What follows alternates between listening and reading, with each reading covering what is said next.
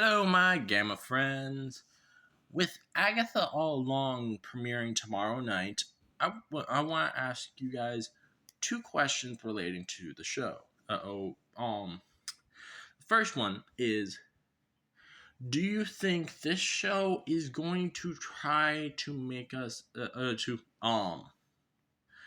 try to make Agatha be either an anti-hero or a hero instead of just letting her be a villain the whole time in the show, like she was in WandaVision, and also and or as well as like make us feel bad for her, which happens a lot these days with villains. They want them to be sympathetic villains where we feel bad for them in their actions.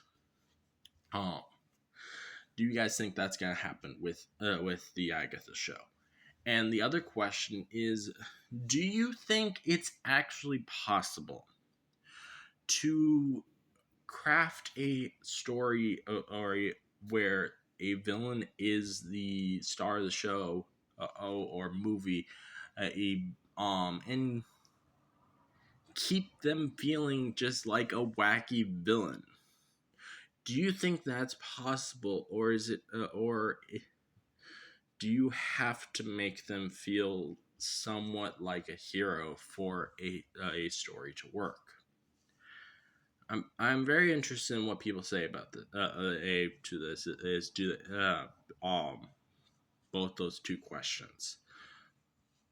For me, I want them to just let her be a villain, a wacky villain, and us watching the mayhem and rooting for her schemes.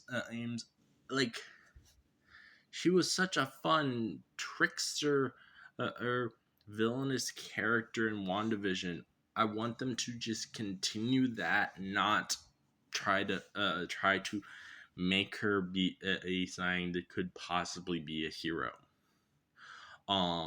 And the reason for that is I'm tired of stuff like the Sonyverse Earth movies with Venom, Morbius, and Madam Web, where these are traditionally villains in the comics, but they made them into heroes basically for their films, and it was like, why? Why do you need that?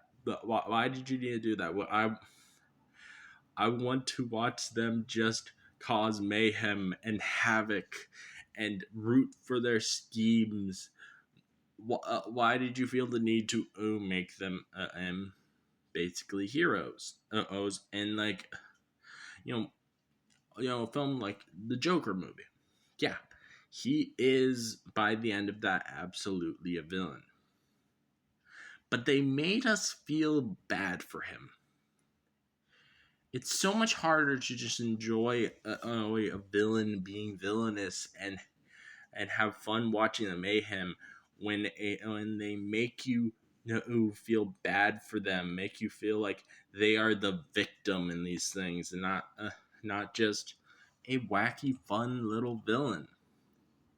Like it really pisses me off the Joker or being turned into that, because like growing up, the Joker I knew from watching like the '89 film, watching cartoons, is this wacky, fun villain who he is constantly doing pranks, and sometimes messed up pranks, but pranks, and he is actually hilarious. Like, I wasn't feeling bad for them in those things, but I was still to an extent rooting for them just because it was fun to watch their wacky shenanigans. Um, and that's what I want from Joker, but we haven't, ever since the '89 film, we haven't been able to get in live action a Joker who is simply fun and funny and wacky and over the top. But I digress from the Joker. I asked the second question of, do you think it's actually possible to create a story like that? Because it feels to me like studios don't think that creating a story about a villain where they just let them be the wacky villain that they are the whole time. It kind of feels like studios don't think that that's something that they can do, and I find that so weird to me that because I'm pretty damn sure the audience would enjoy just watching a villain be the main character, causing mayhem and rooting for their schemes. Like, I think it's very simple to be able to create a story where you just follow along as the villain does their stuff and make the climax of the film be one of their schemes, and make it be this big scheme that they've been setting up throughout the film. That to me feels very simple that for them to be able to do it, but for some reason, studios, I guess, don't seem to think that something like that can work. That's everything I had to say for this video. Let me know what you think of Hank with those two questions down in the comments below. Or even feel free to stitch this video if you want on whatever works. As always, free Palestine. This again is your host, Smash Trivia John, signing off.